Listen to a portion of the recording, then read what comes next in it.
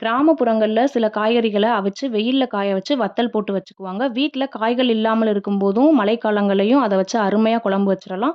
புளிக்குழம்பு, சாம்பார்லாம் செய்றப்ப பயன்படுத்திக்கலாம். வெறும் வத்தல எண்ணெயில பொரிச்சு பழைய சாதத்தோட கூட வச்சு சாப்பிட்டுக்கலாம். இன்னைக்கு நான் வத்தல் புளிக்குழம்பு செஞ்சிருக்கேன். இந்த குழம்பு பண்றதுக்கு குழம்பு சட்டியில எண்ணெய் சேர்த்து காஞ்சதும் வெந்தயம் சேர்த்துக்கணும். அது பொரிஞ்சதும் ஒரு மீடியம் சைஸ் வெங்காயம், ஒரு பச்சை மிளகாய் நறுக்கி சேர்த்துட்டு, அது வதங்குனதும் 2 மீடியம் சைஸ் தக்காளி சேர்த்துட்டு, கொஞ்சமா உப்பு, 1/2 ஸ்பூன் மஞ்சள் தூள் சேர்த்து கிளறி விட்டுட்டு, தக்காளி குழஞ்சு வந்ததுக்கப்புறம் ஒரு சின்ன பவுல் நிறைய வத்தல் சேர்த்து நல்லா கிளறி விட்டுக்கணும். இது அடி பிடிக்காம இருக்க கொஞ்சமா தண்ணி சேர்த்து நல்லா கலந்து விட்டுக்கணும். 1 ஸ்பூன் தனி மிளகாய் தூள், 5 ஸ்பூன் குழம்பு மிளகாய் தூள் சேர்த்து கிளறி விட்டுட்டு, மசாலா அடி பிடிக்காம இருக்க கொஞ்சமா தண்ணி சேர்த்து கிளறி விட்டுக்கணும்.